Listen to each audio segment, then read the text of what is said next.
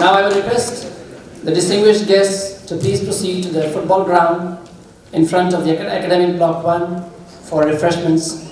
Please help yourselves. Thank you so much.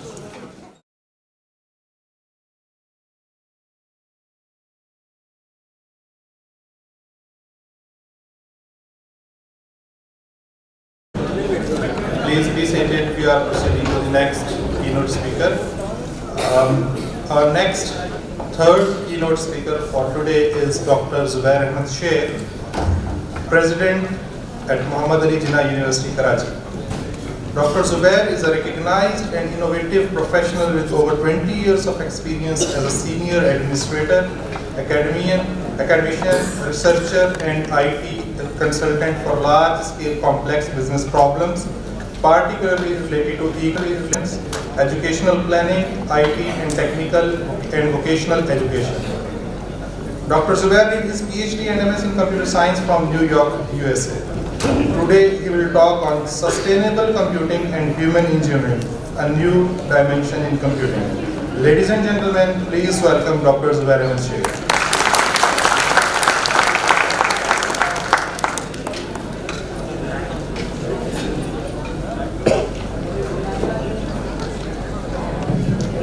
Bismillahirrahmanirrahim.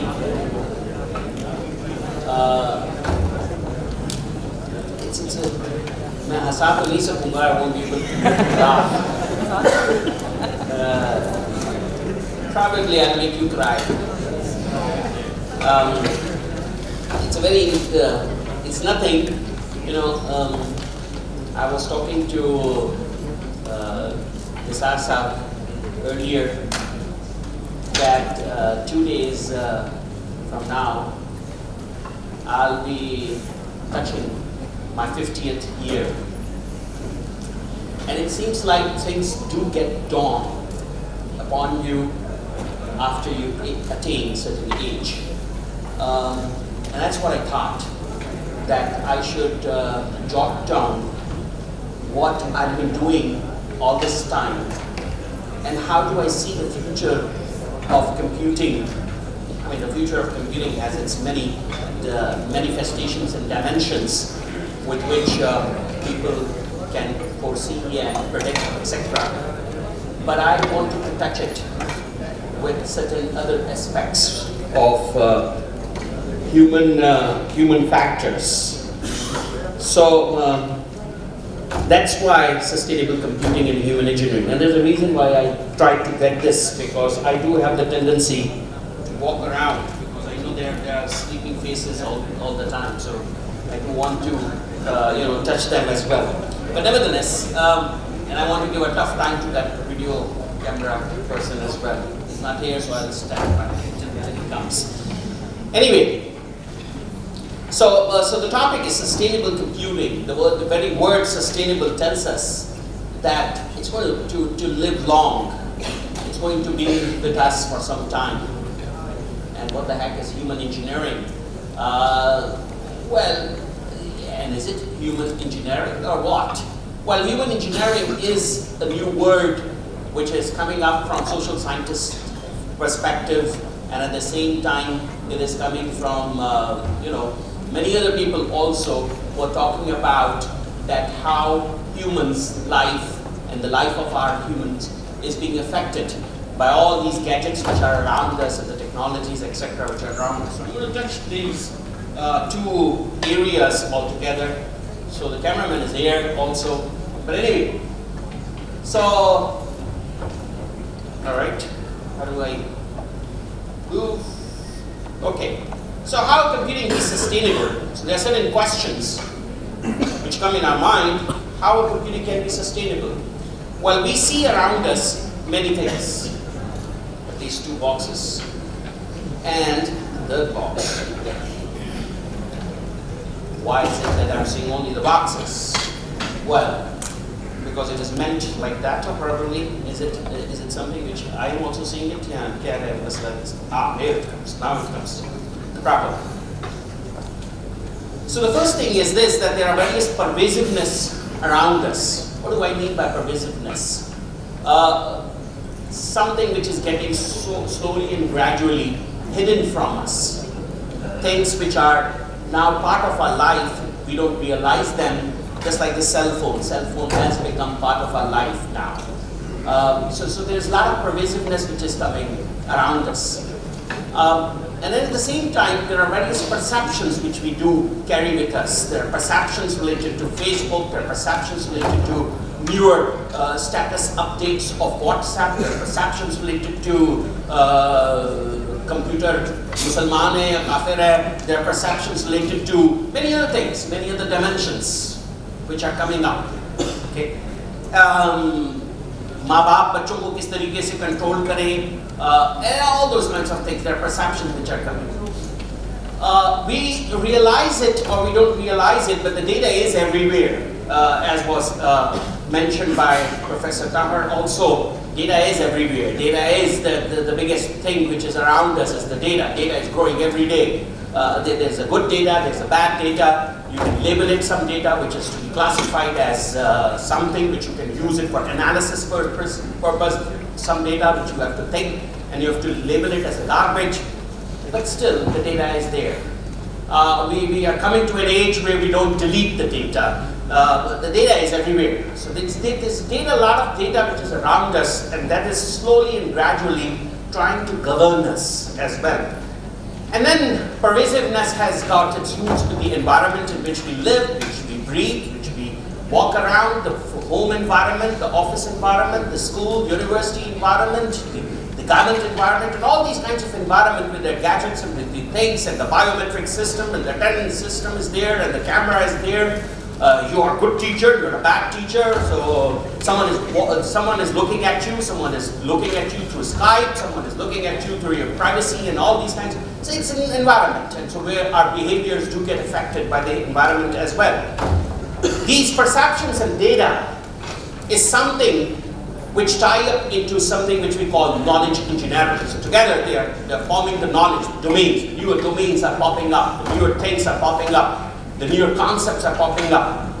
So this is all about knowledge engineering. So together, when we talk about knowledge engineering and environmental and the environmental aspect of it, together when we talk about these two things, that's where we come and we call it human engineering. So human engineering is nothing, my personal living with you all, my personal presence amongst you all, with all these gadgets around, and the impact these gadgets is going to make on this environment is something which we call it human engineering. Now, the question comes is that this human engineering perspective is very much individual. This human engineering perspective is not something which you can say that it could be generalized or formalized or it could be modeled for each and every one. Now that's pretty the challenge which is coming up. I kept on wondering about this question, and probably you'll have to click. I think I have to. So sustainable or not? So we have Internet of Things, and we have heterogeneous environments which are around us. Then next is the big data, which is coming up and which is all around. And then obviously the cloud. Our data is not with us. Most of us, we don't, when we say that my money is what my money is in the pocket, okay? But is it my money? Yes, it is in the pocket. I can feel it, I can tell you, but where is the data? It's my data, it's stored somewhere. Where? It's stored, I don't know, maybe at Amazon, maybe at Google, maybe at Gmails and all that kind of a thing. So who is the owner of this data kind of a thing? That's another big talk. Anyway, so it's about the cloud and thing, and then the next thing is the challenges which are out there, which are privacy, and the other challenge which comes is the security kind of a challenge. Together, this privacy, this heterogeneous and Internet of Things is something which relates to the network domain, the devices domain. These are the areas where people are working. When we talk about cloud and big data, the thing which comes is the services part. So it's the services kind of a thing in which computer science is pretty much going forward, and that's where the big data, cloud, and other applications on cloud, the apps, etc., are something which we are talking about. When we talk about the third thing, that has its implications on the people kind of a thing. So it's when we talk about security and the privacy, it's more of a private affair. It's a personal affair. Something which is quite private to me may not be something which could be private for others. So it's a human kind of an aspect. Security is a human aspect. Privacy is a human aspect. For example, when I tend to conduct my PhD research and other kinds of research kinds of thing, I tend to call everyone, hey, idhar aa jao, tum bhi suno, tum bhi iski baat suno, tum bhi iski baat suno. So, people at times say, sir, wo ye mera hi problem hai, this is my problem, please sir, wo share ho jayega and the problem will be gone and someone is going to steal my idea. And I tell them, rubbish. There's no concept of stealing of an idea. I mean, that's the last thing which you should talk about. There's nothing like stealing of an idea. When someone says that it's my original idea, personally, I also start wondering, there is nothing original idea. Everything is all out there. You probably have a different perspective of looking at the thing from a different angle. That's all out there. So I personally am a believer that knowledge is out there. And I think jab Allah Rabbul Izzat ne, when Allah subhanahu wa ta'ala created us, He probably made Hazrat Adam alayhi salatu wasalam know all the knowledge which is out there, all the knowledge which is going to come to doomsday. And we are nothing, but we are from the creation of Allah subhanahu wa ta'ala. We are the ones who are the descendants of Hazrat Adam alayhi salatu wasalam. So we basically have already all the knowledge which is going to ever come. It's just that we are discovering and we tend to understand the knowledge from a different perspective, from a human perspective and our personal perspective, from different angles. So it's already all out there, etc. Anyway, so this is more of a people perspective of the privacy and the security. So where is the problem? I kept on wondering, where exactly is the problem? Is it right to call this sustainable computing? Are we using the ICT in the right way? Are we really solving the problem or just improving and optimizing the solutions? Are we really doing anything? Are we just trying to optimize and come up with new kinds of a thing? Are we too much dependent on technology and therefore we can't live without them? If not today, maybe tomorrow, probably we're not going to live without them. I mean, last month I was in US. And my brother-in-law, he had to go to a neighbor's, some friend's place where we had to go for a dinner. So the first thing he does is this, that he starts typing the street address and the zip code and everything on the system, which is connected to the car, obviously the GPS system. And then the car starts saying, go straight, take this exit, turn right, turn left. And I say, hey, are you out of your mind? You can't even realize where this address is. You're going to your friend's house, right? You should know it. Oh, I don't want to know about my friend's address. Let the car decide which road I have to take. And I said, hey, it's very simple. Maybe tomorrow someone is going to hack your system and it's absolutely no big deal if you probably have started losing the context that where you have to go. I mean, it's very easy to create a roadblock on US roads when most of the people are using their GPS systems. I mean, you're walking on Manhattan Street, you're walking on Manhattan Street, and you're looking at all the time, I have to turn right, I have to turn left. So what is going on? Are we too much dependent on the technology, etc.? No, this is something which every person has a different perspective to see. And then, are we solving the real human problems? Are we really solving the human problems or not? So these are the questions which at times the research tells us. So bottom line, we have excellent researchers who are on social networks, but still friends and families are moving away. You see, this is the crucial problem. We still have friends and families which are moving away. We are probably witnessing a very high divorce rate and suicidal rates in most of the developed nations. So is technology giving us something, Or is technology making us and the families go apart from each other? Is technology helping us, and with all these big wikis and all those sort of things, still we cheat, we harass, we are in the age of corruption and all these kinds of things? What is the problem? What has technology solved for us? And the best smart devices and sensors around, still the terrorism is there, the theft is there, the disasters are increasing, the floods every year come, and we really don't know the answer to this. So that on the basis of this, so these were the motivations when I established the Center for Research in Ubiquitous Computing. I established it in 2004 at FAST National University, and our center is ranked about 113 in the world on a human-computer interaction rankings, etc. So we've done, I think I have to go for a revised ranking, and it's going to get improved in a while. We have, through the center, we have produced over 12 PhDs, and the 6 are in the pipeline by the year 2018. Research paper impact is well over 40 plus in the center, and we have received various sessions. The goal of this research center is solving human problems with pervasive computing. So with this motivation, I started working on the paradox of research, and that's the paradox of research. Well, it comes and then it has to be repeated again, I think. There is a jinn somewhere. Maybe problem hai. See, why we do research?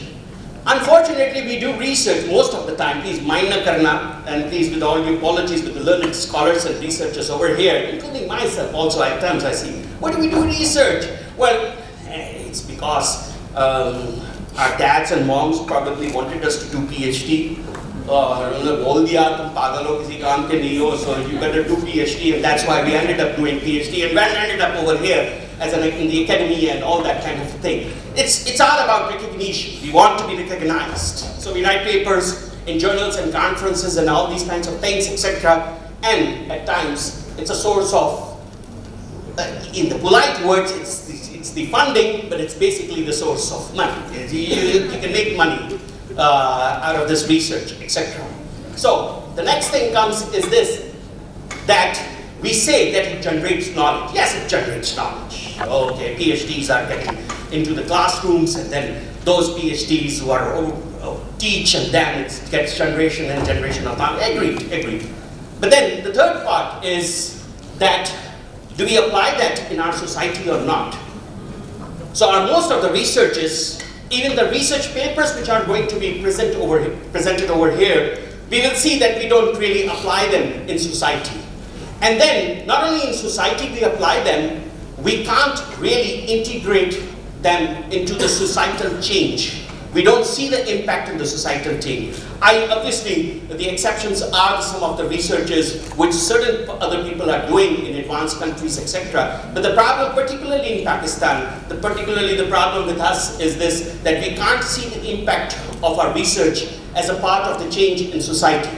And then, we are unable, and we don't have concrete, focused business models which are around us. So we can't make our research, you can't make your talk run. We really, most of the time, our researchers just stay in the research papers, and we don't have a concrete business model for us so that we can tie it up, give it to technopreneurs, we can give it to entrepreneurs, etc. We don't have these kinds of things. So most of the research, 90% of the research probably just goes down on those papers and conferences, etc., which probably no one reads, which probably at times I also don't read myself, my own papers also.